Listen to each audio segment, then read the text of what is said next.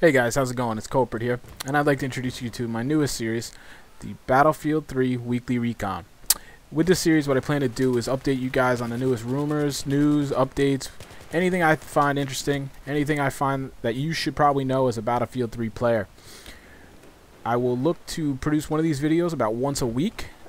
Some days, some weeks will be longer than others as information builds up, and I don't want to put out a 2-minute video there at the same time, and I don't want to talk for 30 minutes either, so we're going to kind of feel this out and see how it goes. Right now, obviously, we have a huge information dump going on with the DLC announcements and things like that, so I wanted to get you guys up to date on the most current information I had so that we could work from there and we could make sure everybody's up to date. The reason I kind of do this is I tend to read a lot of websites on Battlefield 3. I'm a bit obsessive.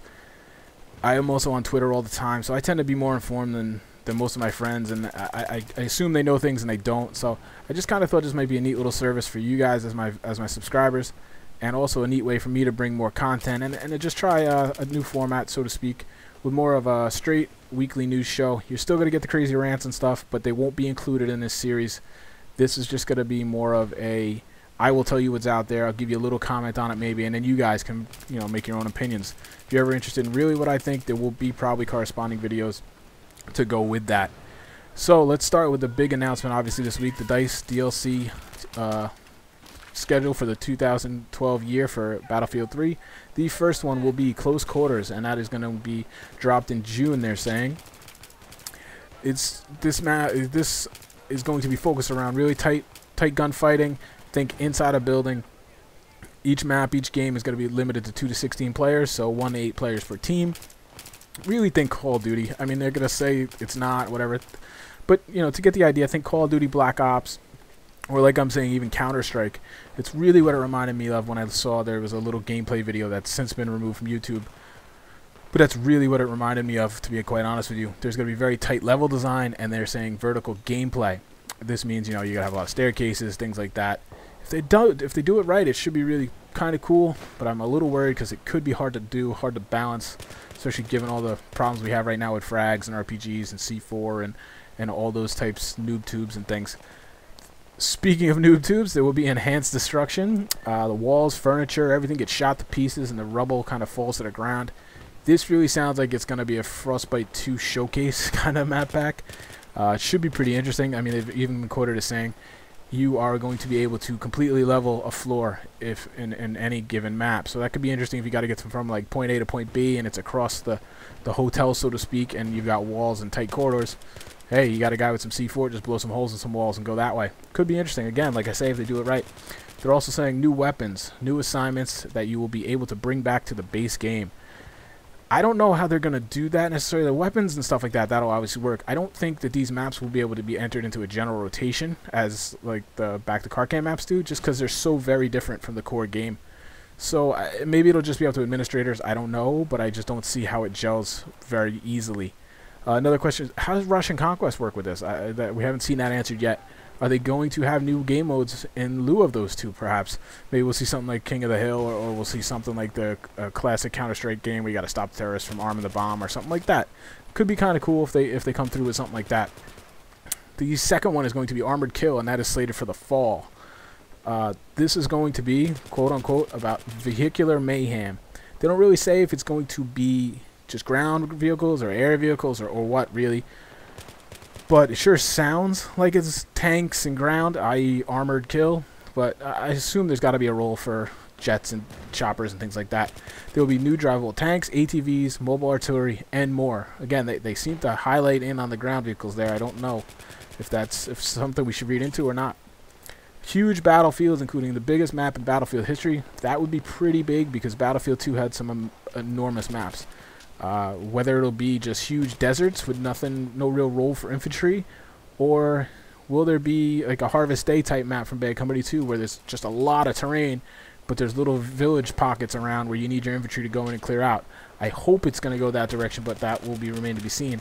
A couple concerns about mobile artillery. I mean, anytime you talk about artillery in a video game, for me that concerns me. Is it going to be just a mortar on wheels? I don't know. We'll see how they have to implement that.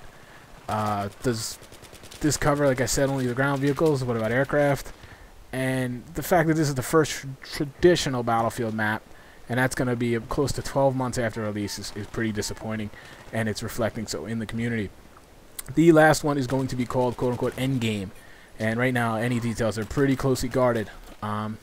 There was some comments about like an example of cover artwork at the demo they did for the press, and from what I remember reading, it had like a crazy man kind of thing, and so making you think maybe a terrorist kind of scenario, stopping a terrorist plot, plus with the end game thing. But it's really all conjecture right now. Nobody really knows, but it'll be kind of interesting. I'm probably more interested about that, although I do personally have my doubts if it really even exists or if this is just a little smoke. But my bigger question, how is this going to compete with full-blown games that will be coming out at that time? Remember, there's going to be Black Ops 2 most likely. There is going to be Medal of Honor coming out all in the same time.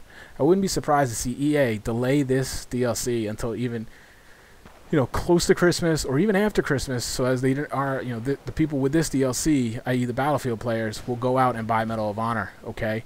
I hope they don't. I hope this will be released right in that same time, but I wouldn't be surprised, to be honest. Another announcement that was announced that has been since lost in all this commotion about the DLC is private servers will be available for console players, which is pretty cool. You really haven't seen this anywhere. There's been, you can edit settings with other games, but that was where it was hosted matches. We don't really see this on console with the private actual dedicated servers. So if done right, it should be pretty cool. They say they'll be fully customizable. They don't say whether the player cap will still be limited. I imagine they will. Obviously, no idea how much it'll cost, if the rates will be comparable to PC. I don't know. There was a rumor that EA will only lease these rights to one company, one provider, which could really jack up prices. Again, really no details there. No timetable either. Speaking of no timetable, we will go to the patch progress. Word is, via the Inside Dice new blog that they just started, that patch is slated for spring.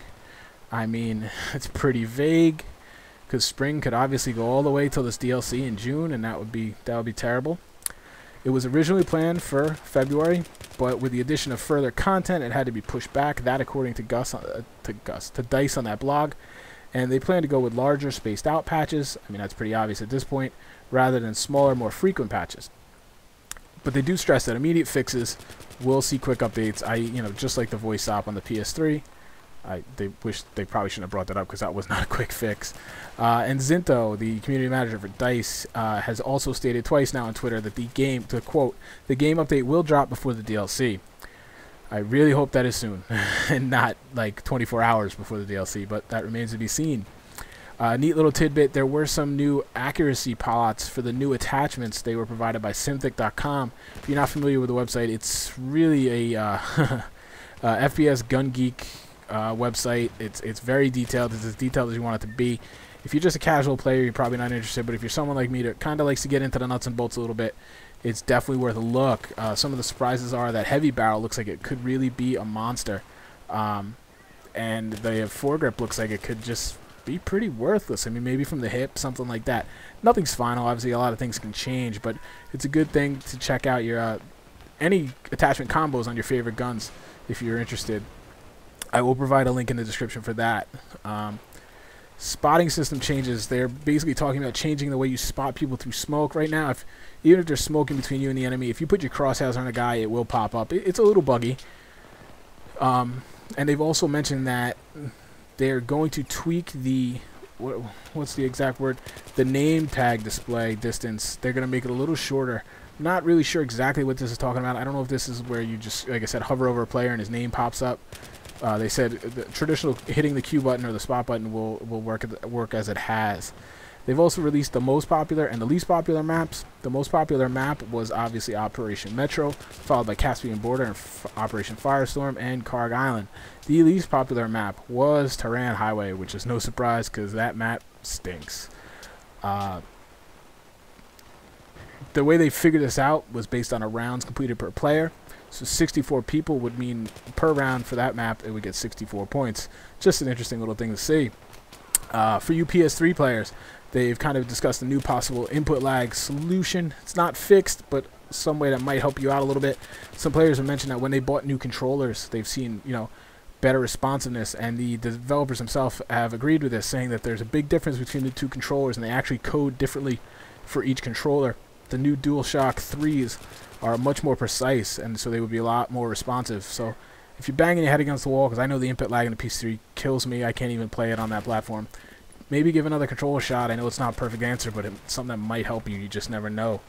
Another thing, with the new gun balancing, DICE has said that they have based all the balancing on all the guns based on the M16A3.